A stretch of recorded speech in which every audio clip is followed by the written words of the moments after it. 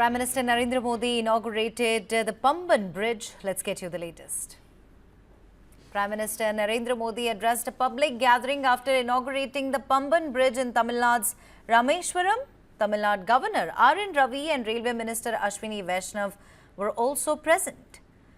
Wishing everyone on the occasion of Navami, Prime Minister Modi said that he felt blessed that he could pray in the Ramanatha Swami temple on this special day.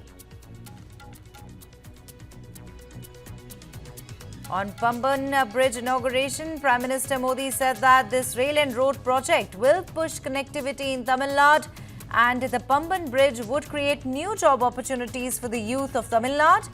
The new Pamban Bridge is the country's first vertical lift sea bridge. Built at a cost of over 700 crore, the bridge connects Rameswaram Island with Mandapam on the mainland. Denying Chief Minister M.K. Stalin's fund denial to Tamil Nadu, Prime Minister Modi said that there has been 300% rise in funds to Tamil Nadu since 2014. Modi said that his government has made 4 crore Pakka houses in last decade, which includes 4 lakhs Pakka houses in Tamil Nadu itself. Take a listen.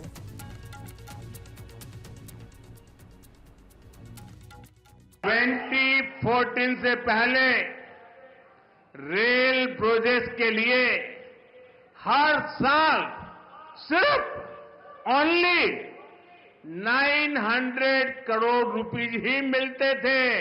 इस वर्ष तमिलनाडु का rail budget 6,000 crore rupees से ज्यादा है। भारत सरकार यहां के 77 railway station को मॉडर्न भी बना रही है। इसमें रामेश्वरम का स्टेशन भी शामिल है। बीते 10 साल में 4 करोड़ से ज्यादा पक्के घर देश भर के गरीब परिवारों को मिले हैं और इसमें पीएम आवास योजना के तहत 12 लाख से ज्यादा पक्के घर यहां तमिलनाडु में मेरे गरीब परिवार के भाई बहनों को मिले हैं। Speaking on fishermen, Prime Minister Modi said that his government is providing more facilities to fishermen and 600 fishermen were freed since last 1 year.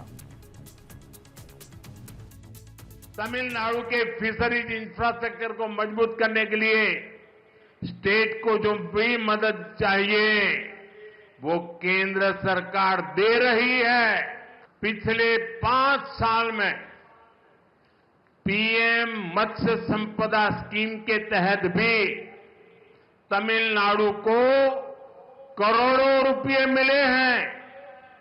हमारी कोशिश यही है कि मछुआरों को ज्यादा फैसिलिटीज मिले, आधुनिक सुविधाएं मिले, चाहे सीवीड पार्क हो या फिर फिशिंग हार्बर और लैंडिंग सेंटर हो। केंद्र सरकार यहां सैकड़ों करोड़ रुपए इन्वेस्ट कर रही है। भारत सरकार के प्रयासों से बीते 10 साल में 3,700 से ज्यादा फिशरमैन श्रीलंका से वापस लौटे हैं। इनमें से 600 से अधिक फिशरमैन तो पिछले 1 साल में फ्री हुए हैं और आपको याद होगा कुछ हमारे मछुआरा साथियों को फांसी की सजा हुई थी, उनको भी हम जिंदा भारत लौट करके ला करके उनके परिवार को सुपुर्द किया है। Prime Minister Modi also said that his government is working to spread Tamil language across world. He went on to say that he was astonished that no Tamil leaders sign in Tamil language. Tamil language और heritage दुनिया के कोने कोने तक पहुंचे, इसके लिए भी सरकार लगातार कोशिश कर रही है। मैं तो कभी कभी हैरान हो जाता हूं, तमिलनाडु के कुछ नेताओं की चिट्ठियां जब मेरे पास आती है, कभी भी कोई नेता तमिल भाषी में सिग्नेचर नहीं करता है। अरे तमिल का गौरव हो, मैं सबसे कहूंगा कम से कम तमिल भाषा में अपनी सिग्नेचर तो करो। Prime Minister Modi also said that he does not want the country's youth to go and study abroad to become a doctor, and that is why in the last few years Tamil Nadu got 11 medical colleges. हमारा प्रयास है कि देश के नौजवानों को doctor बनने के लिए एब्रॉड जाने की मजबूरी ना रहे। बीते सालों में तमिलनाडु को 11 नए मेडिकल कॉलेज मिले हैं। देश भर में कई राज्यों ने मातृभाषा में डॉक्टरी की शिक्षा आरंभ की है।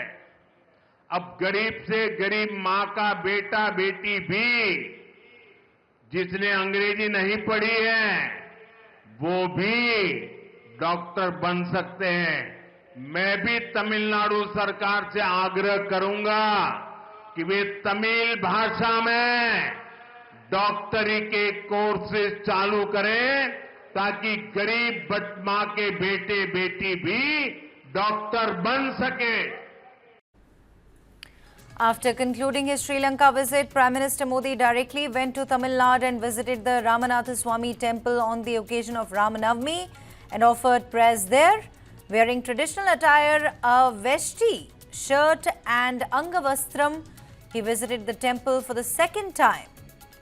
Earlier in the day, he visited the place ahead of the Pran Pratishtha ceremony at the Sri Ram temple in Ayodhya.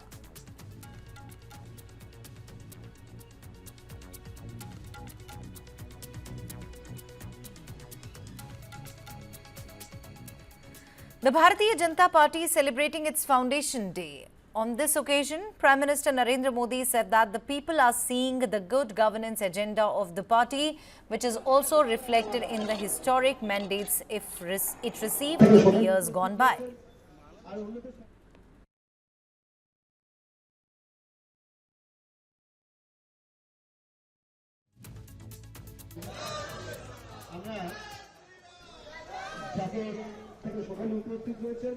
Prime Minister Modi took to platform X and wrote, and I quote, "The people of India are seeing the good governance agenda of our party, which is also reflected in the historic mandates we've received in the years gone by.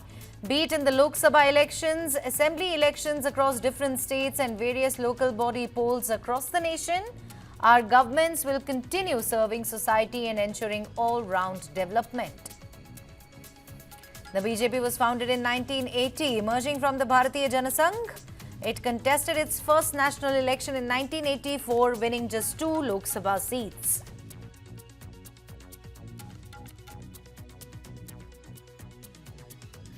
Under the leadership of Atal Bihari Vajpayee and L.K. Advani, it grew rapidly and came to power in the 1990s.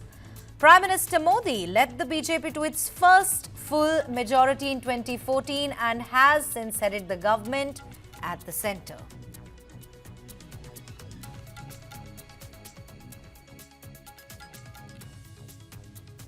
भारतीय परंपरा, रीति, नीति, संस्कृति के साथ जुड़ा हुआ हमारा इतिहास है, उसको हम आगे बढ़ाएं और उसमें भी हमने आइडियोलॉजिकली कभी अपने आप को कॉम्प्रोमाइज नहीं किया। इसलिए we are ideological based party, we are mass based party also, ideological base with a mass following. आज हम गर्व के साथ कह सकते हैं कि हमारे 240 मेंबर पार्लियामेंट लोकसभा में, 98 से ज्यादा हमारे राज्यसभा में, 1600 से ज्यादा हमारे विधायक, हमारे 13 सरकारों में विशुद्ध भारतीय जनता पार्टी की सरकार, 7 प्रदेशों में हमारी एनडीए की सरकार, यानी आज भारतीय जनता पार्टी और हमारी विचारधारा में ये करोड़ों करोड़ों कार्यकर्ताओं के द्वारा जो योगदान हुआ है उसके माध्यम से हम एक आइडियोलॉजिकल बेस्ड पार्टी और मास फॉलोइंग के साथ और कैडर बेस्ड पार्टी खड़े। BJP versus TMC in West Bengal over Ram Navami celebrations. Let's take a look what's been happening on that front. A fresh tussle has erupted between the Mamata Banerjee-led West Bengal government and the BJP over Ram Navami celebrations this year.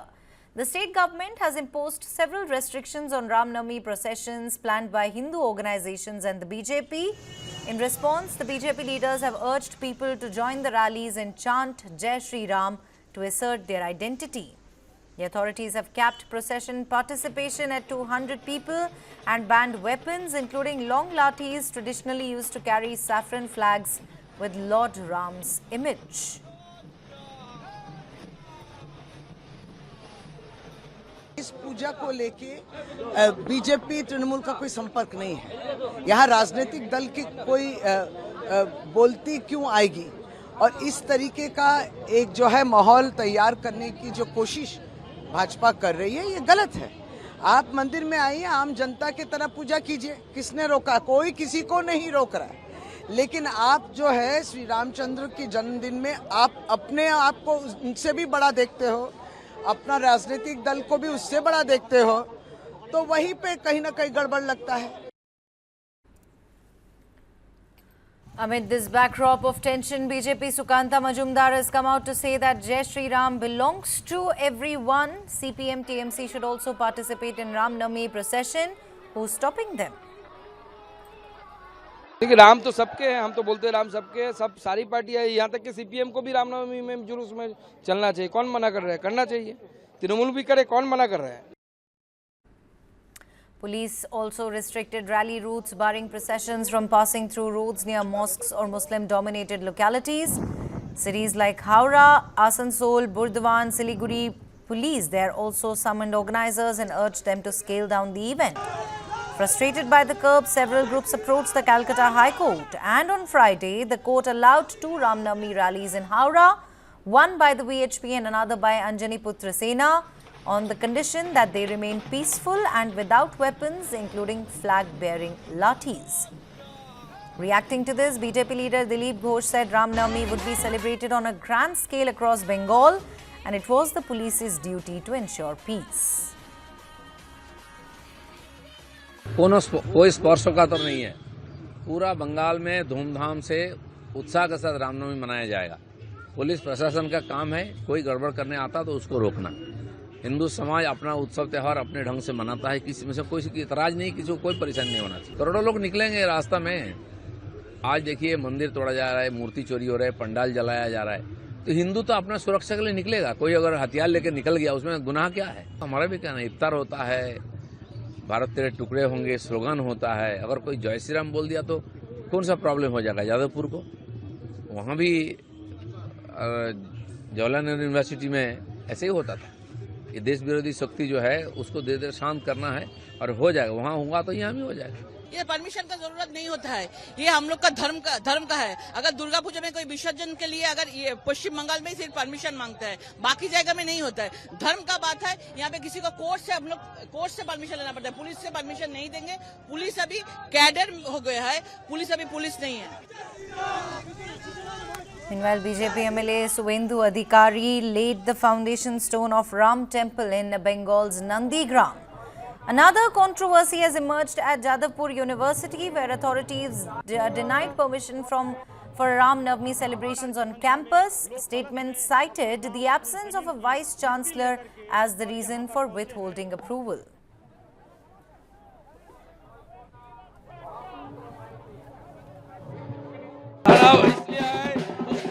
सरकार मुस्लिम लीग 2 का सरकार, यहाँ का सरकार मुस्लिम लीग 2, ये हिंदू के ऊपर अत्याचार करने वाला सरकार। Not a single Hindu will cast their vote in favour of Muslim League 2 TMC. Shocking CCTV footage from Bengaluru's BTM layout has exposed a brazen act of public harassment where a young woman was inappropriately touched and subjected to obscene behavior in broad daylight. Police are now to identify both the victim and the accused after this April 3rd incident went viral. The footage shows the accused approaching the woman from behind near Sudanagunte Parlya, touching her inappropriately before fleeing. Despite no formal complaint filed yet, cops have launched a probe based on the video evidence. For now, police appeal for leads while a women's group demand zero tolerance for such crimes. Shocking CCTV footage there has emerged. The assault was caught on camera. No complaint of assault has yet been filed, but it sure has sent shivers down everyone's spine. The cops have meanwhile launched a probe based on the CCTV footage, and hunt is on to nab the accused behind this heinous crime.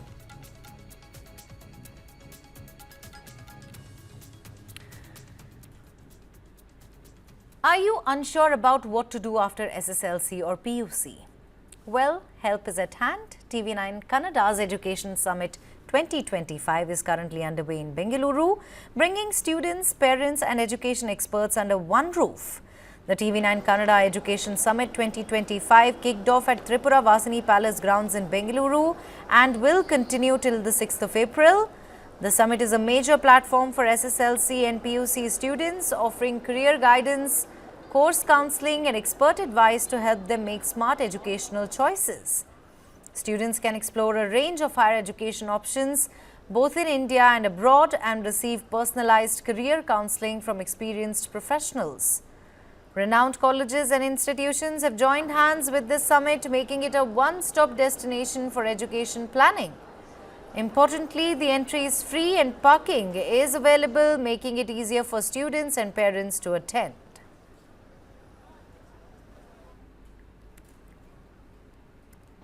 TV9 Education Expo 2025, your one-stop destination for all your doubts you have with regards to your education.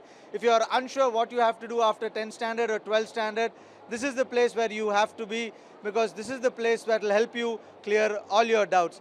Right now I am in front of GSS School of Architecture. This is a unique institute over here. You all must have remembered we all want to live in a castle, but you can only live in a castle if you know how to build it. And this is the place that's going to teach you how to build it. You can see all these models.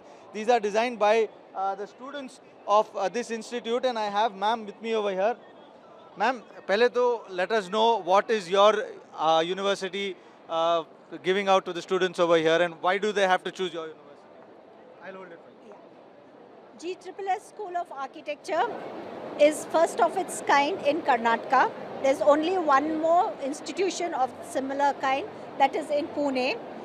What is special about this is it's an all-girls architecture college where we stress on hands-on learning, and you do what you learn. So how it is beneficial is, like when you're working, you have exercises in carpentry, metallurgy and things, and when you're working in a co-ed institution, you're working along with boys. Girls are always sidelined for this kind of work. Yeah. So here you do not have any option. They have to handle the lathe, they have to handle the vices, they have to use the saw, they have to cut all this. But these are only the base courses. Only in first 2 years we do this to enhance their design abilities. This time you have this opportunity, so make sure you grab it, and you're here at the TV9 Education Expo. So you can explore all the universities, you can explore this Architect Institute. This is an all-woman institute for architecture, something that you'll rarely come across. So make sure you're here at the TV9 Education Expo so that you get all the experience, all the knowledge that you want.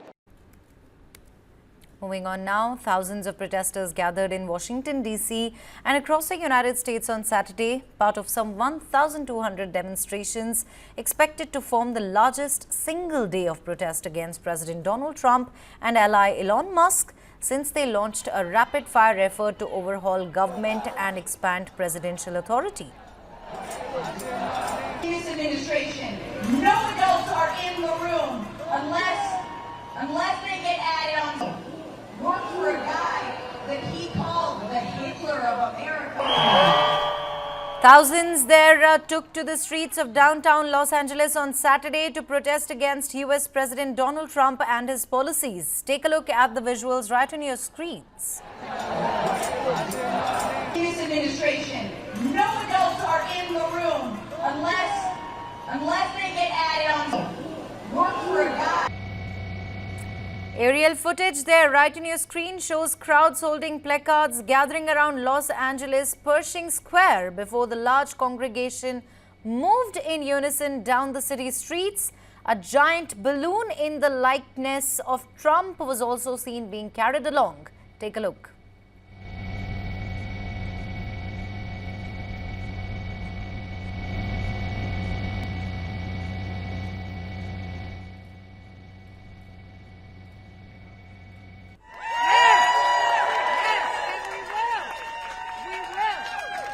I mean, the things that he's doing is not trying to make America better. Meanwhile, warnings of tyranny and corruption rang out Saturday as protesters in Dallas, Texas joined in the hands of demonstrations held across the United States.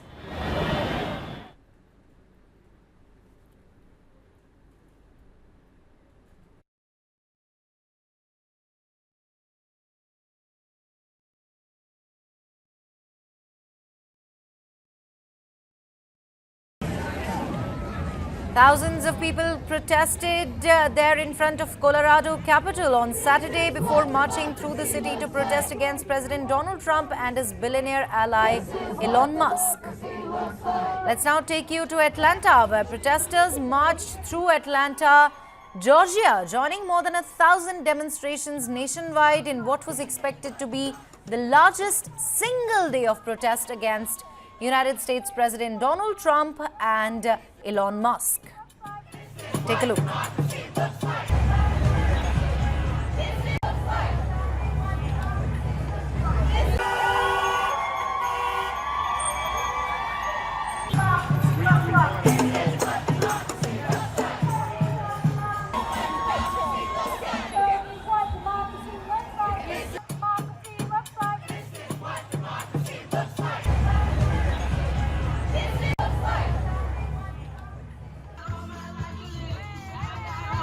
Let's now take you to New York. Amid singing and dancing, thousands of protesters there gathered to voice their opposition to Trump and Elon Musk.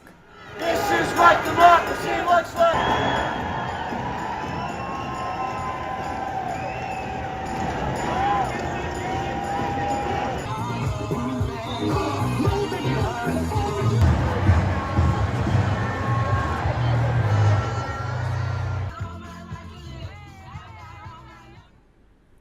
The United States is witnessing a series of flash flood emergencies from Texas to Ohio after heavy rains pounded Central America. Incessant rainfall has led to rapid swelling of waterways. 16 weather-related deaths have been reported since the start of the storms, including 10 in Tennessee. A 57-year-old man lost his life on Friday evening after getting out of a car that washed off a road in West Plains, Missouri. Flooding killed 2 people in Kentucky. A 9-year-old boy swept away that same day on his way to school, and a 74-year-old whose body was found Saturday inside a fully submerged vehicle in Nelson County, the authorities said. Drone footage right on your screens, viewers. There shows a flooded town in Ohio on Saturday after heavy rain and severe storms inundated a swath of the United States. Situation continues to remain grim. There, in fact, right on your screens, visuals pretty much self-explanatory.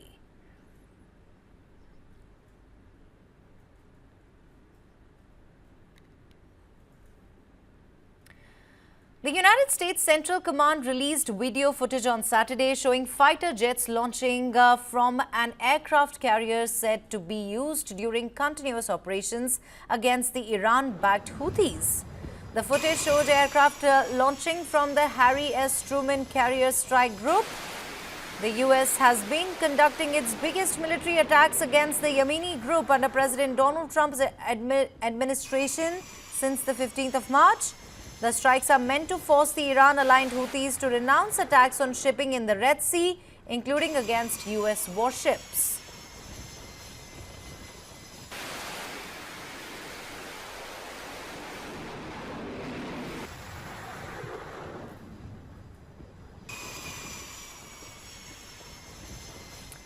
United States President Donald Trump has said on social media that he would grant ByteDance an additional 75-day extension to either sell the popular video sharing app TikTok to a non-Chinese company or risk being banned in the United States.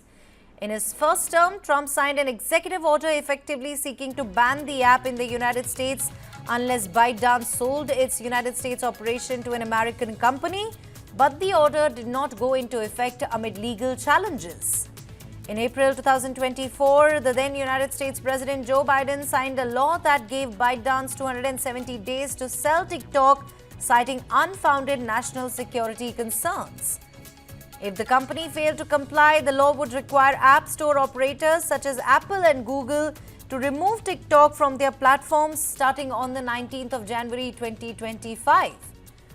However, after taking office on the 20th of January, Trump signed an executive order to delay the TikTok ban by 75 days to permit, quote-unquote, his administration an opportunity to determine the appropriate course of action with respect to TikTok. That extension was set to expire on the 5th of April. In the early hours of Saturday, ByteDance announced that negotiations with the US government over TikTok's future are still ongoing. With no agreement yet reached, the company stated that the two sides remain undivided on many key issues.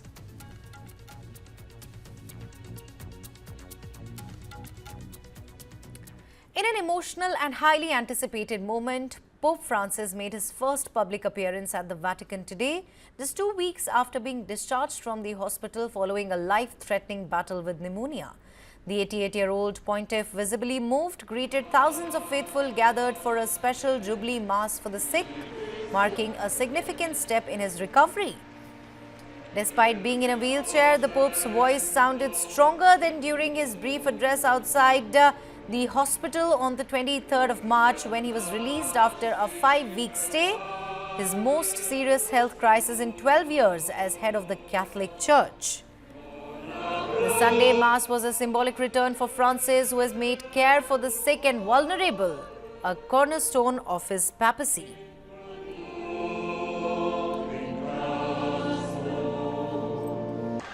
The crowd, many in tears, stood and applauded as he was wheeled to the altar, a testament to the global concern for his health and the relief at seeing him back in public.